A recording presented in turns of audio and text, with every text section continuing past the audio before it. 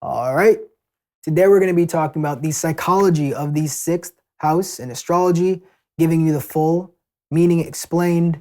First, we're going to go through the components, the different aspects of the sixth house, taking it apart a little bit so you can kind of see what it means in a more detailed signification or different way based off the psychological aspects. Then we're going to go through the quality or the health and affliction of the sixth house and how to assess it in your life, in your birth chart, but also just in your life in general by looking at the different significations of what the sixth house represents and seeing how that manifests in your life, or if you align more with the healthy description or the unhealthy description. Okay? So first off, the sixth house is an Artha house, which we've already talked about in the, my apologies, the C is absolutely abysmal, but we work with what we have. We talked about this in the second house, or psychology of the second house video, which means material success, material survival, material achievement, and material life, the material aspects of one's being. That is what Artha houses represent. Cadent houses represent the skill, the development, the learning and knowledge one has in regards to whatever that house means. And so when you synthesize these two, you get a material skill or material survival skill and ability. Sixth house is all about surviving on this planet and having the ability, the skill to do so, to be able to succeed and improve oneself and one's capacity to survive on this chaotic planet we call Earth. Okay? And we always like to travel around the chart. So we start at the first house. You have that idea. You have that vision, that inspiration to take action, to start your journey. You go to the second house, materializes, becomes secure, becomes tangible, becomes real-ish, right? At least in this three-dimensional space. You start to solidify, you hold on to it. As you hold on to it, you start to develop it. You develop yourself, you develop your own skills, but you also develop the thing in itself, learning about it. Third house goes to the fourth.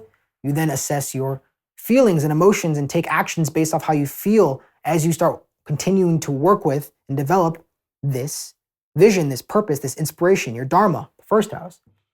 You then solidify your core identity, attaching it to this thing once the emotions have been established, right? Emotions are a very important aspect of one's core identity, of how one sees oneself. It's based on the emotional, let's say, attitude and mood, and let's say also the emotional environment internally will lead to an identification with this thing, this inspiration, this dharmic path. And so you are solid on your dharmic path. You have your kingdom, you have your identity, whatever that may be. It could be astrology, could be music, could be acting, could be accounting, finance, business, politics, whatever your AI, whatever you're into. I don't judge. And then we go to the sixth house where Artha, so you are now improving upon the material things you need, learning about them that you started in the second house, that solid foundation. Now you're improving upon it to refine it, to better improve your kingdom, to better improve the thing that you have identified with.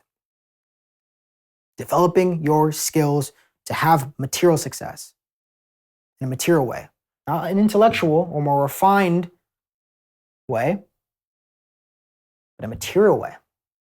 Okay? So that is what the sixth house represents. And also, one thing I almost forgot too, it's also a Dhisthana, which is a difficult house. It's the first true Dhisthana. The third house also can be a difficult house because it's all about effort and putting forth your will and strength. But the sixth house is the first true Dhisthana. From the 8th and 12th are also Dhishthanas, which means, difficult place. And the reason why the sixth house is a Dhisthana is because it's all about delays, obstacles, challenges, fighting, disease, illness. It represents a lot of the more harder, difficult, painful, suffering aspects of our existence. These are what kind of the Dhishthanas represent. It's also an Upachaya house too. There's a lot of different extra significations associated with the sixth house. Upachaya houses are just houses of increase, meaning they get better over time. 3, 6, 10, and 11 are all Upachaya houses. They are things that take time to develop. You don't initially just come into this incarnation with the planets or the Lord, maybe not the Lord, but the planets in these houses. like these, you come in more readily with them, especially the first. Fifth, you come in with it, especially. So fifth, first, the more so you come into this incarnation naturally expressing these things. But the sixth house, there's going to be delays in achieving the significations of the planets in that house or that area of life, or in learning how to fight and to overcome obstacles and challenges and to survive on this planet takes time inherently. We don't come into this planet like deer or cow where we just start walking right away. We are helpless. We are just eyeballs and goo and gurgling and stuff. We're nonsensical. We're ridiculous. Infants are ridiculous. So vulnerable. Sixth house takes time. You got to develop it. First house, you're just like, I'm just energy that happened to congeal into a being that has skin and hair and eyes and stuff. And maybe a thought. Sometimes. Sixth house is like, no, I'm a skilled individual who knows how to survive, knows how to get what I need to improve my material situation based off of the identity, the kingdom that I've established in the fifth house. Okay? So planets there, these are the planets that are going to take some time to develop. You're not going to get them right away. You're going to have to overcome obstacles. You're going to have to overcome challenges. They're also going to be increasing and improving over time as you develop yourself because it's an Upachaya house. Malefics tend to do better here because you can, they represent the more harder, harsh, cruel aspects of your consciousness. And so that means you can really use them to fight, to overcome the debts, the delays, the enemies, the competition, the things that are standing in your way of making it in this material world. As a material girl, I had to do it. Maybe it's before your time. Hopefully not, because that wouldn't make sense at all. But yes, to make it on this planet as a material human being. And it's that, yes. So malefics usually tend to do better, and you develop them over time. And if you have, if you have a lot of planets in the sixth house, it can be difficult. That means you're going to be having a lot of your, areas of your consciousness that are going to be challenged, that are going to be facing obstacles, illnesses, disease, fights or opponents, right? Or acute injuries, not chronic injuries like the eighth house, but acute. And not cute as in cute, but ow, that hurts. Acute injury. And that sounds difficult, and it is. It's not easy. It's challenging. Sixth house is challenges, right? Obstacles. But because of that challenge, because of that, the fighting and the enemies you have to overcome and the things you have to do and the delays you overcome and the debts you overcome, you become a very skilled person at dealing with the things that life has to offer that are more difficult to manage. Okay? You become somebody who is very materially worthwhile, skilled in getting things for survival, and other people will come to you. Sixth house also can represent healing. Somebody who can become a healer or a survival specialist or somebody who can maintain somebody's material, let's say, well-being, right?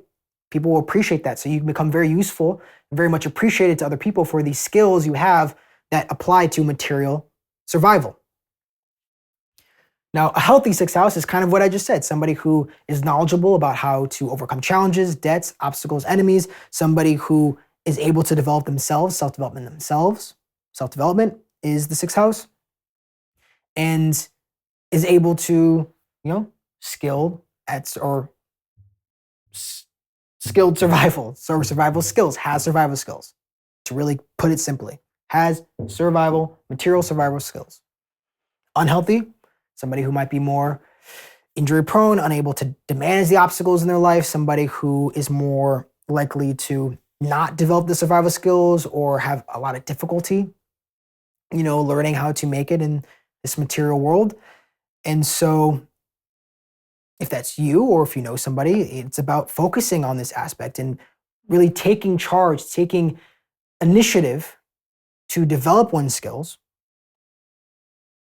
for the things that are stopping you from making it on this world in a material way.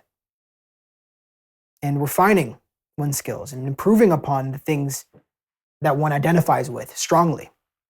These are also, again, indications of the sixth house. So if you feel like you're not able to survive skillfully, unhealthy, if you feel like you can handle the obstacles and challenges and difficulties as they come and you feel like you're improving over time, then it's healthy. And to evaluate this in an astrological sense, or just to look at the chart to just see it right away instead of evaluating the person's life or your life and looking back and determining, is my sixth house healthy? Well, like I said, one, naturally malefics do well there. So you're already going to get a leg up. There's malefics there. And you want to look at the planets in there. So again, like I said, malefics, especially if they're in good dignity with friendly aspects or influences, conjunctions with friends, planets they like.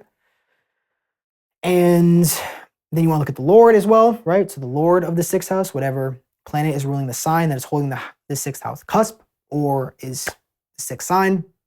And finally, Mars. Shocker, I know, all about fighting, obstacles, challenges, effort, will, but making it in a material way. Mars is an important planet that will get you towards developing that sixth house, developing your skills, and becoming more skilled, able in a survival sense. That was the psychology of the sixth house. In the next video, we're going to be doing the seventh house. So stick around. It's a whole series. We're doing the whole thing. And if you resonate with this, I'd love to get your comments and opinions and also answer any questions if you have any. And I'll see you in the next video when we do the psychology of the seventh house. Cheers.